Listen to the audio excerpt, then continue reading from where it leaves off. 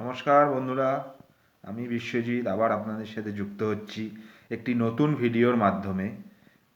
কিছু পুরনো অনেক দুটো এর আগের ভিডিওগুলো আপনারা দেখেছেন অনেকেই, হয়তো ভালো লাগলে অবশ্যই দেখবেন, অবশ্যই লাইক সাবস্ক্রাইব করবেন। তো এর আগের ভিডিওগুলো যেরকম ছিল, আমি কোথায় বিলং করি বা আমার শহর, যে শহর শিলিগুড়ি, সে শহরের বর্ণনা বৃত্তান্ত বা ওই কিছু হিস্ট্রি রিলেটেড কিছু ঐতিহাসিক ব্যাপার হিস্ট্রি তুলে ধরেছিলাম আপনাদের কাছে, হিস্ট্রি ইনফরমেশন তথ্য।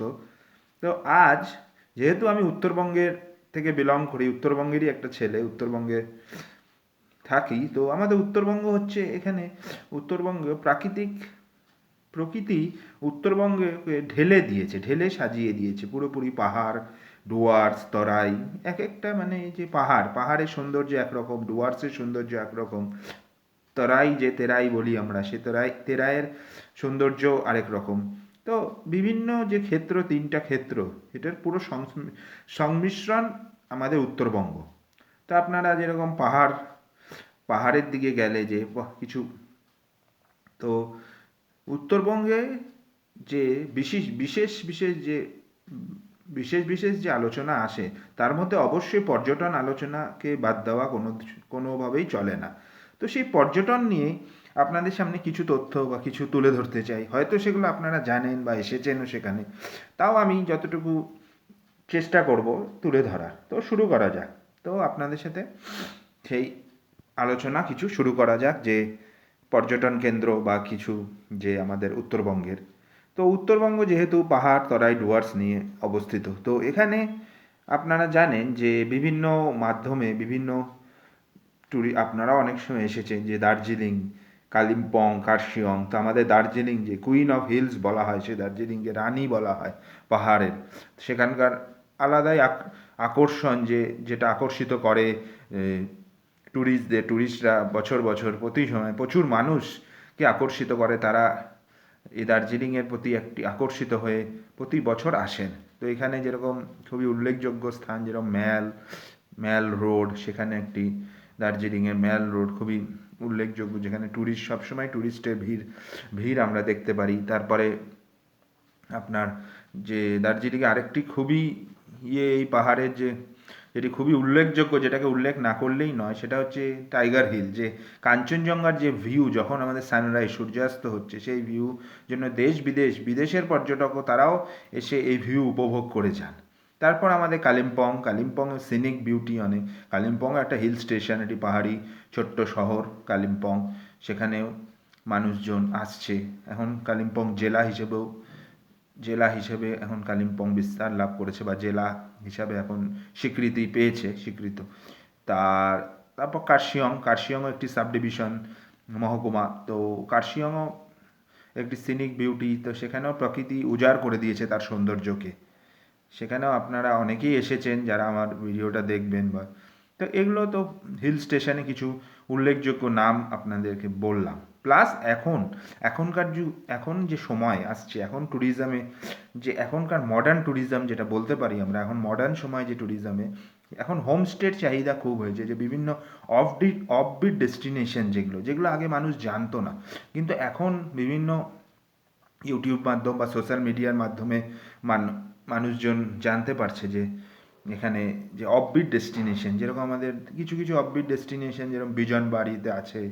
বিজনবাড়ি ওইদিকে রঙ্গিত নদীর ধারে একদম হোমস্টে বাট রিসর্ট টাইপের হয়েছে, বিভিন্ন রিসর্টও হয়েছে। তো সেটাও একটা অফবিট ডেস্টিনেশন বলা যেতে পারে। তারপরে কালিম্পংয়ের এদিকেও কিছু অফবিট ডেস্টিনেশন, যেরকম আমাদের ত্রিবেণী আছে, যে তিস্তা নদীর ওখানে ত্রিবেণী, সেখানে একটা ক্যাম্পিং করে একটা সুন্দর আয়োজন করা হয়। সেখানে ক্যাম্পিংয়ের একটা এনভায়রনমেন্ট ক্রিয়েট করা হয়। সেখানে মানুষজন, ট্যুরিস্টরা গেলে ক্যাম্পিং দেখতে পারেন, বা সেখানে ক্যাম্পিংয়ের যে মজা সেটা তারা নিতে পারেন, উপভোগ করতে পারেন। তো এরকম আরও ছোট অনেক ডেস্টিনেশন, যেগুলো আগে একদম রিমোট ডেস্টিনেশন ছিল, অফবিট, সেই ডেস্টিনেশন অত ট্যুরিস্ট যেতে পারতো না, কিন্তু এখন বিভিন্ন মাধ্যমে ট্যুরিস্টরা জানার ফলে তারা এইসব ট্যুরিস্ট ডেস্টিনেশনে ভিড় করছে আজকাল, আমরা সেটা দেখতে পারছি। তো বিভিন্ন যেরকম হোমস্টে যেটা বলছিলাম, তো আগে হোমস্টের সেরকম আমরা কোনো দিন উল্লেখ শুনিনি, কিন্তু এখন দেখা যাচ্ছে হোমস্টে মডার্ন ট্যুরিজমে খুব হোমস্টের চাহিদা অনেক। বা হোমস্টে উল্লেখযোগ্য ভূমিকা পালন করছে। তো এই হোমস্টে হচ্ছে যেসব অফবিট ডেস্টিনেশনের কথা বললাম, তো সেই সব অফবিট ডেস্টিনেশনে যেসব আমাদের লোকাল এরিয়ার লোক যারা থাকেন, ওই সব অফবিট ডেস্টিনেশনে যারা নাগরিক যারা থাকেন, যে সেখানে পার্শ্ববর্তী এলাকা, মানে সেখানে যারা নাগরিকরা থাকেন, লোকাল পিপলস যারা থাকেন, তাদেরই বাড়িঘরগুলোয় এসব ট্যুরিস্ট যারা আসছে সেখানকার সেসব অফবিট স্পটগুলো ভিজিট করতে, তাদের জন্য একটু থাকা খাওয়ার ব্যবস্থা করে দেন তাদেরই বাড়িতে। সেখানেই একটা স্পেস তাদেরকে হয়তো কিছু টাকার বিনিময়ে রেন্ট হিসাবে একটা দেন। সেখান থেকে হোমস্টে যে কনসেপ্টটা, সেটা এখন উল্লেখযোগ্য। আর এখন বিভিন্ন হোমস্টের চাহিদা খুবই খুবই উঁচুতে চলে গেছে। উল্লেখযোগ্য চাহিদা হোমস্টের আপনারা অনেকেই জানেন, যারা প্রত্যেক বছরই ঘোরার প্ল্যান করেন, ঘোরেন, তো আপনারা জানেন এটা নতুন কোনো ইয়ে নয় যে আজকাল দেখা যাচ্ছে যে নতুন ইয়েতে হোমস্টের খুব চাহিদা। যেহেতু সেসব অফবিট জায়গাগুলোয় হোটেল রিসর্ট করা অতটা সম্ভব হয় না, বা সেখানে যোগাযোগ মাধ্যমে অনেকটা ইয়ে হয়ে যায় বলে, তো ওই জন্য সেখানে লোকের যে বাড়িঘর, সাধারণ লোক যারা থাকেন সেখানকার লোকাল পাবলিক, তাদের বাড়িঘরেই তারা ব্যবস্থা একটা করে দেন যাতে ট্যুরিস্টরা সেখানে তাদের রাত কাটাতে পারেন বা বসবাস একটু থাকা খাওয়ার ব্যবস্থা, একটা স্পেস তাদেরকে প্রোভাইড করে। এই গেল পাহাড়ের আলোচনা কিছুটা। তারপর যেরকম ডুয়ার্স, ডুয়ার্স আপনারা জানেন, ডুয়ার্স হচ্ছে বাংলা অর্থ, ডুয়ার্সের বাংলা অর্থ হচ্ছে, আমরা জানি বাংলায় অর্থ হচ্ছে দুয়ার। দুয়ার মানে হচ্ছে দরজা।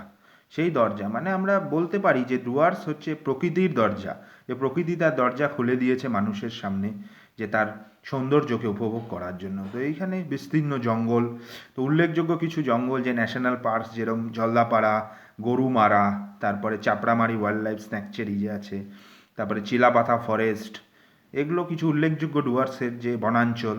তারপর আমাদের চিলাপাথা, চিলাপাথা ফরেস্ট, তারপরে বক্সা টাইগার রিজার্ভ, যেটা আমাদের ভুটান ঘেঁষেই একদম সীমান্তবর্তী, সেখানে আলিপুরদুয়ার। তো এইগুলো কিছু উল্লেখযোগ্য স্থান। তারপরে আমাদের কুচবিহারে রাজবাড়ি আর মদনমোহন মন্দির। তো কুচবিহারে রাজবাড়ি তো প্রচুর ট্যুরিস্ট আসেন, প্লাস মদনমোহন মন্দির, যে সেখানে যে রাস উৎসব কুচবিহারে, সেটা তো দেশ বিদেশের পর্যটকরা প্রত্যেক বছর তারা ভিড় করেন এখানে। আর সেটা একটা উল্লেখযোগ্য চর্চিত যে কুচবিহারের রাস রাস পূর্ণিমার একটি চর্চিত কুচবিহারের রাস মেলা।